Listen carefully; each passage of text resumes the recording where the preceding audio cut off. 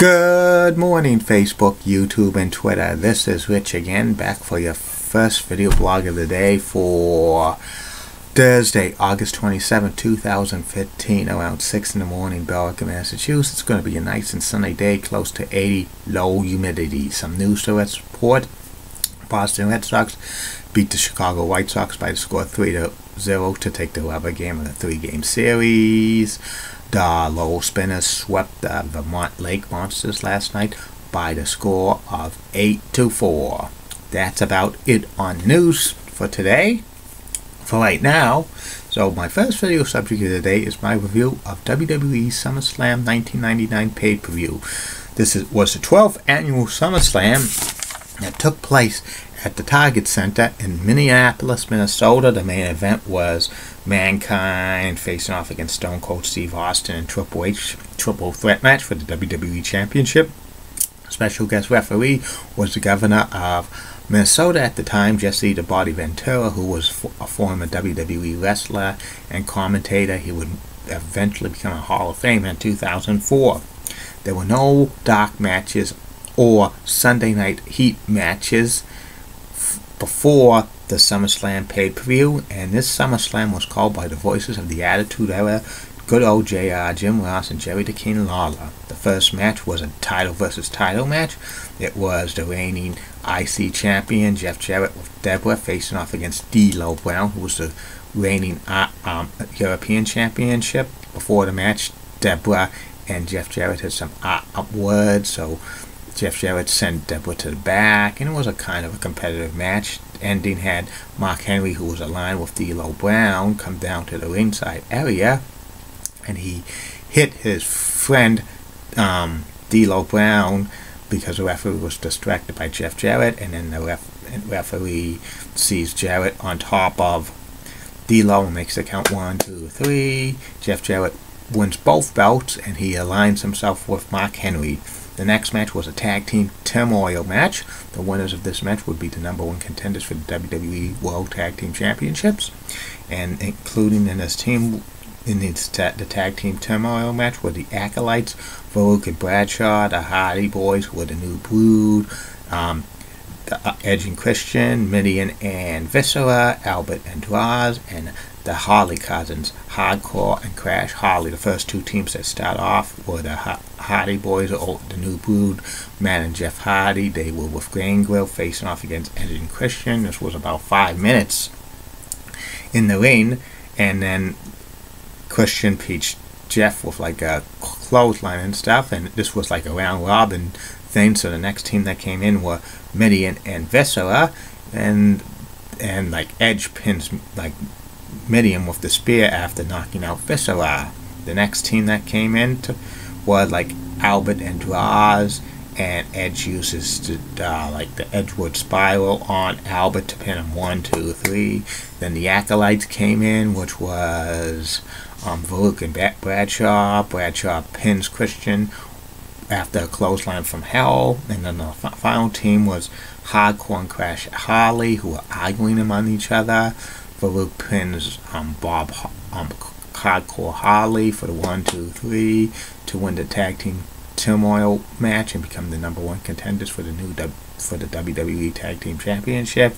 Afterwards, Hardcore and Crash Harley argue among each other.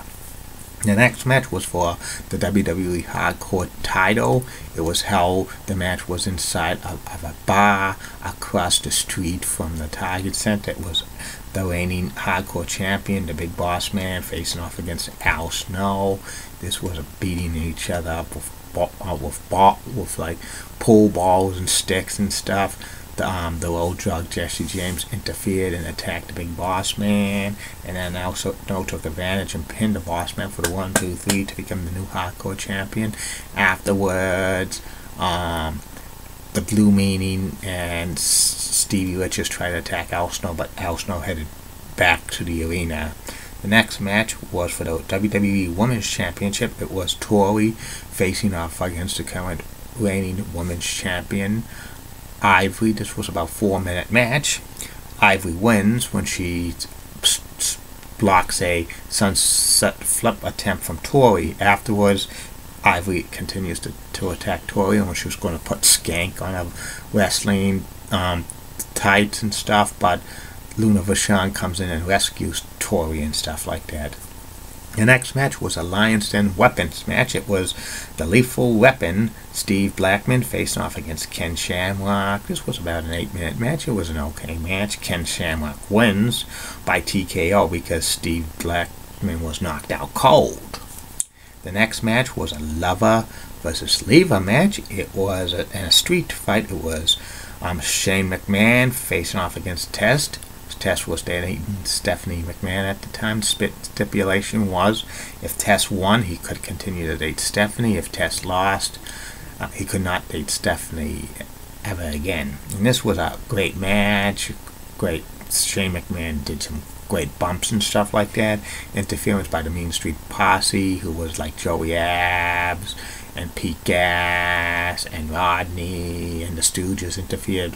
Joe Briscoe and Pat Patterson. The ending had Test pin Shane McMahon with the pump handle slam for the 1, 2, 3, and he continued to date Stephanie. The next match was for the WWE World Tag Team Championships.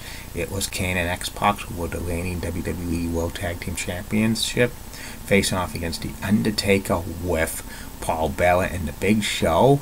And this was a competitive match. Like, Big Show turned heel and like aligned himself with The Undertaker. This was during The Undertaker's heel run. He was more and more into the dark side and stuff. And like, Big Show tried to pin X-Pac with a foot, but he kicked out. And then in the ending had The Undertaker deliver the tombstone to X-Pac for the 1, 2, 3. The next match was a Kiss My Ass match. It was the most electrifying man in sports entertainment, The Rock, facing off against Mr. Ass, Billy Gunn. The stipulation, the loser would have to kiss the winner's ass, and this was a very funny match. Rock wins this match, and afterwards Rock makes Billy Gunn kiss a fat woman's ass and stuff. Very funny and stuff like that. And the main event was a triple threat match for the WWE World Championship. It was Mankind facing off against Triple H, with China facing off against Stone Cold Steve Austin, the reigning WWE World Champion. The special referee was Jesse the Body Ventura, and this was a 16-minute match. It was very competitive. Jesse the Body Ventura called it down the middle. He ejected China from the ringside area because of her interference. Shane McMahon tried to interfere, but Jesse the Body Ventura threw him out, and there was several near attempts with Triple H and Mankind and Stone Cold Steve Austin. Austin was wrestling with a hurt neck and stuff, and like Mankind was had some bad knees, and Triple H was wrestling okay. Ending of the match had Triple H give Stone Cold the pedigree, and then afterwards Mankind gave Stone Cold the double DDT, and Jesse the Body Ventura counted 1, 2, 3. Mankind was the new WWE World Champion, but he only held it for one day because Triple H won it the next night on Raw. And speculation of this match that originally Triple H was going to come out the winner, but it was in Minneapolis, Minnesota, and Jesse the Body Ventura did not want to raise a hand of Triple H, who was a heel. And also Stone Cold did not want to put Triple H over, so they had the ending have Mankind pin Stone Cold as kind of a transitional champion, so Triple H could win it the next night on Raw. And this, SummerSlam 1999 pay-per-view was an average one. I'll give it a C. It was solid, but there was some nonsense, especially The Rock versus Billy Gunn match with the kissing of with the ass, and also the women's title match and stuff, and the tag team turmoil match was convoluted and stuff. And that's about it on that. Be back later. Facebook, YouTube, and Twitter. 2 more video blogs. First video blog will be about the Emerald Rose restaurant in Billerica, and the third and final video blog of the night will be about former CEO of the WWE and former Senate candidate of Connecticut, Linda McMahon. Like I always say, keep calm, and I'm a Julie Button guy. Molly Rosenbaum, the Fox 35 rocks and has nice legs. Amy Swansea of Leash 2 in Orlando, Florida rocks, and Elizabeth Hart of Local 6 in Orlando rocks. And in the words of Bruce Cronin, want to put a wager on that. Bye.